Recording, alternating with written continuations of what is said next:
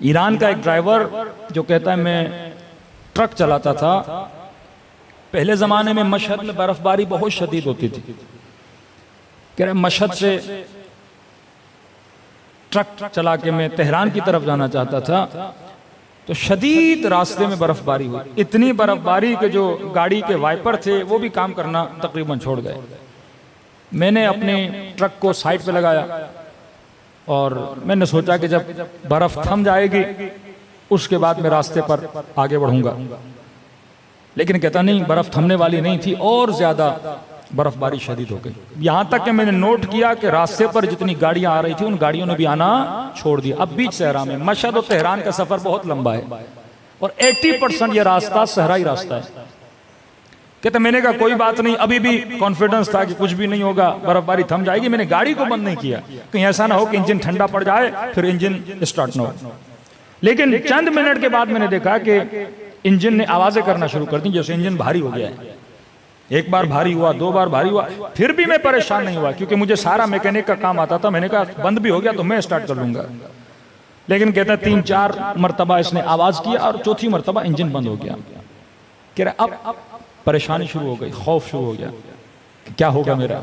मैं जल्दी से उतरा, पाना उठाया और जहां जहां तक हो सकता था मैंने इंजन को देखा। इंजन भी सही सालिम था, हर चीज मैंने चेक की। गाड़ी को स्टार्ट करना चाहा, गाड़ी स्टार्ट नहीं हुई। इतने में कहता है मैं गाड़ी के कमरे में आके बैठ गया। बस ये था कि अंदर बर्फ नहीं आ रही थी, लेकिन सर्दी वही थी जो बाहर वाली सर्दी थी। अब कहता है मौत की याद आने लगी मुझे। मैंने कहा ड्राइवर अब तो तू मर गया, इतनी सर्दी, सामने से कोई गाड़ी नहीं, इंजन भी बंद हो गया। और आहिस्ता आहिस्ता मैंने महसूस किया कि मुझ पर गुनूद की तारी हो रही है। मैं समझ रहा था कि यह गुनूद की नींद की नहीं है, अगर आंख लगी तो यहां मैं मर जाऊंगा। कहा ना कहीं अपनी नस्लों के जहनों में इमामत के नजरिए को मजबूत करोगे तो ये बच जाएंगे।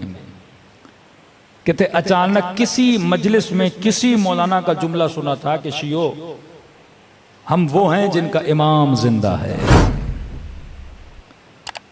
तो कहते हैं मैंने 3 मरतबा ज़बान से जुमला का, या साहिब ज़मान अदरिकनी, मौला मेरी मदद को आइए, मौला मेरी मदद को आइए। कह रहे जब ये कह रहा था तो शायद हमारे बरादर ये सवाल करें कि इसने या अल्लाह मदद क्यों नहीं बोला। कहता है मैंने ये नहीं बोला अल्लाह मेरी मदद कर, मैंने कहा या साहिब ज़मान अदरिकनी। खुद ही कहता है, कहता मुझे शर्म आ रही थी कि मैं अल्लाह से मदद मांगूं। तो किस बात पे?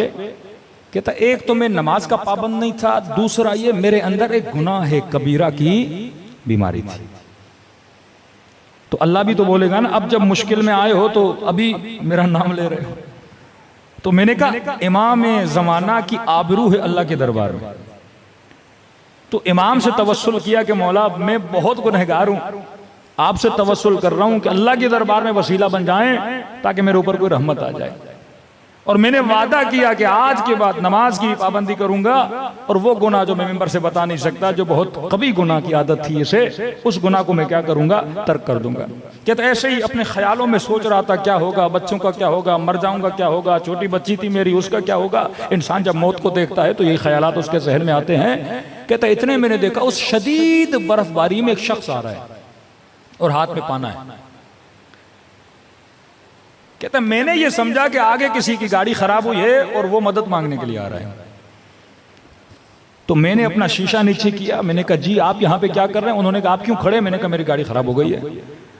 कहा ठीक है मैं आपकी गाड़ी को देखता हूँ। मैंने कहा मैं खुद मैकेनिक हूँ, सब कुछ देख लिया। कहा नहीं हम भी थोड़ा देख लेते हैं, जब मैं कहूँ तो स्टार्ट लगाना। कहते हैं वल्लाह मैंने नोट किया कि जब उसने इंजन के ऊपर सिर्फ उसने अपने हाथ रखे, यहां तक कि उसने कोई पाना वाना भी नहीं लगाया, नहीं, सिर्फ उसने हाथ रखे और मुझे कहा कि क्या करो, स्टार्ट करो। कहते यहां मैंने स्टार्ट किया, मेरी गाड़ी क्या हो गई, स्टार्ट हो गई। वो पलट के वापस आए, लेकिन मैंने कहा कि देखिए ये गाड़ी पहले भी स्टार्ट थी, बंद हो गई, इसके स्टार्ट होने का फायदा क्या? ये फिर 10 किलोमीटर आगे जाऊंगा फिर बंद हो जाएगी। उन्होंने कहा नहीं अब बंद नहीं होगी, ये तुझे अपने मकसद तक पहुंचा कर रहेगी ये गाड़ी। मैंने कहा आपको कैसे यकीन था? मैं कह रहा हूं ना अब ये तुम्हारी गाड़ी बंद नहीं होगी, मकसद पे जाएगी। तो मैंने कहा कि ए बुजुर्गवार, आप इतनी सर्दी में खड़े हैं, आइए मेरी गाड़ी में बैठिए, मैं आपको आपकी गाड़ी तक पहुंचाऊं। कहा नहीं, कोई जरूरत नहीं है। कहा आपकी गाड़ी खराब है, जरा उसको टचिंग करके यहां से ले जाते हैं। कहा उसकी भी जरूरत नहीं। कहा मैं आपकी कोई खिदमत कर सकता हूं। कहा हमें किसी खिदमत की जरूरत नहीं। कहा उस वक्त मेरे जेब में पैसे बहुत थे, ड्राइवर था। मैंने कहा आपको जितने पैसे चाहिए, जो मेरे जेब में मैं आपको दूंगा। मैं बगैर शुक्रिया के आपको कैसे जाने दूं? आपने मेरी जान बचाई, इतनी सर्दी में अगर कोई ना होता मैं मर जाता। कहा नहीं, हमें पैसों की भी जरूरत नहीं है, अपने पैसे अपने पास रखो। मैंने कहा कुछ तो करूं मैं आपके लिए, बताइए मैं क्या कर सकता हूं आपके लिए, आपने जान बचाई है मेरी। कहा कुछ नहीं, बस जो दो वादे किए हैं ना मुझसे, उन वादों पे अमल करो। कहा बस ये कहना था, वो मेरी आंखों से ओझल हो गए। ये ड्राइवर कहता है मैं गाड़ी से उतरा, कभी इधर दौड़ूं, कभी उधर दौड़ूं, कभी गाड़ी के पीछे जाऊं, लेकिन मुझे नजर नहीं आते। कहते हैं गाड़ी स्टार्ट की, वहां से लेकर घर तक मेरे आंसू नहीं रुके कि मैं कितना बदबख्त था। मेरा इमाम ज़माना खड़ा था, लेकिन मैंने अपने इमाम ज़माना को पहचाना नहीं। कहता देर रात को घर पहुंचा, अपने बच्चों को सुफरे पे बिठाया, बीवी को सुफरे पे बिठाया, और मैंने कहा मेरी ज़ौजा, ऐ मेरे बच्चों, आज के बाद जिंदगी गुजारने का तरीका मैं बदलने वाला हूँ। आज के बाद नमाज वक्त पे पढ़ेंगे। ज़ौजा को कहा देख, आज के बाद अपने हिजाब में सुस्ती न करना। बच्चों को समझाया कि बच्चों ये करना।